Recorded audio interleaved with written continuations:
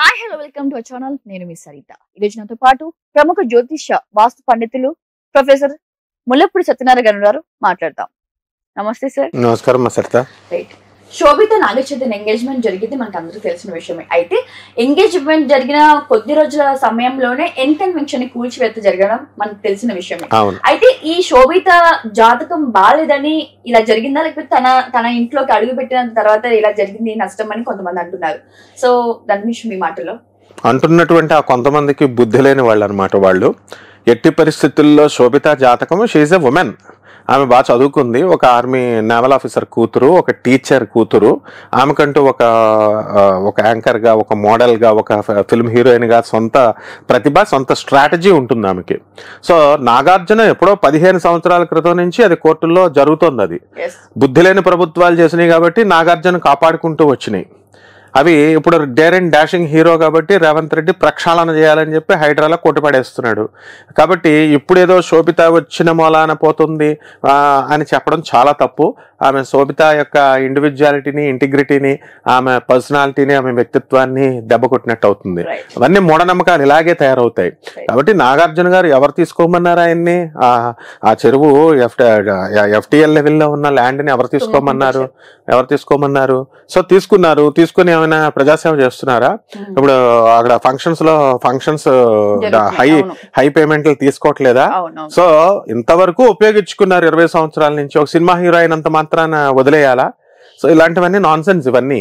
So న్యాయబద్ధంగా ప్రభుత్వం వాడు సినిమా హీరో అయినా, లేకపోతే పొలిటికల్ లీడర్ అయినా, లేకపోతే తనదైనా సరే రేవంత్ రెడ్డి పడగొట్టేసుకుంటాడు. సో ప్రక్షాళన మొదలు పెట్టాడు Revanth Reddy. So it's a good symbol. So శోభితతో పోలిస్తే సమంత వల్లే నాగ చైతన్యకి కానీ నాగార్జున ఫ్యామిలీ మొత్తానికి కానీ లాభం అని అంటున్నారు. సో దాని గురించి ఏంటి? వాడు చెప్పేవాడు బుద్ధి లేనివాడు.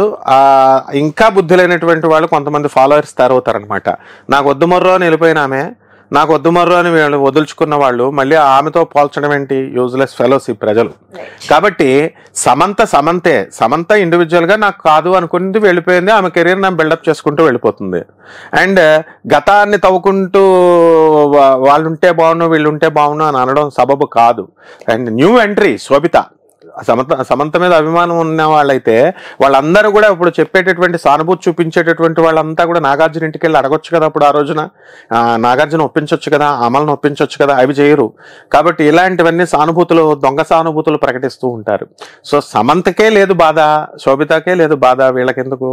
కాబట్టి శోభిత బ్రహ్మాండమైనటువంటి వ్యక్తిత్వంతో ఆమె నవ వధువుగా వస్తోంది.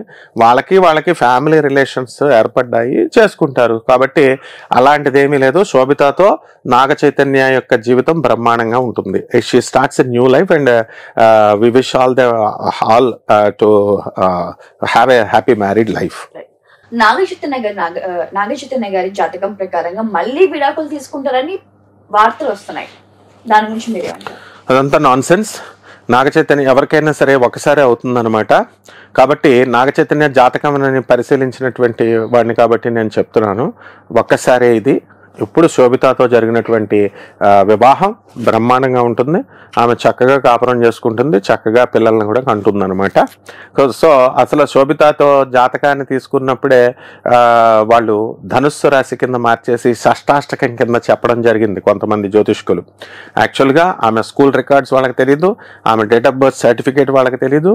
సో ఆ విధంగా షష్టాష్టకాన్ని బేస్ చేసి శోభిత విడిపోతారు, నాగచైతన్యం విడిపోతారని ప్రచారం చేశారు. నో, హర్షేస్ వృషభ రాశి, అందువలన మంచి కంపాటబిలిటీ నాగచైతన్యకి శోభితకి ఉంది. వాళ్ళు బ్రహ్మాండంగా కాపురం చేసుకుంటారు, ముందుకు వెళతారు. ఇప్పుడు ఆపరేషన్ లేకుండానే మోకాళ్లకు ప్లాస్మా ట్రీట్మెంట్, మీ ఆర్థోపెడిక్ సమస్యలన్నిటికీ రోబోటిక్ టెక్నాలజీ ద్వారా తక్కువ ఖర్చుతో శాశ్వత పరిష్కారం, ఫ్రీ కన్సల్టేషన్, ప్రతి ట్రీట్మెంట్ పై 20% డిస్కౌంట్. ఈ ఆఫర్ కొద్ది రోజులు మాత్రమే, త్వరపడండి. V9 hospitals 9281465842.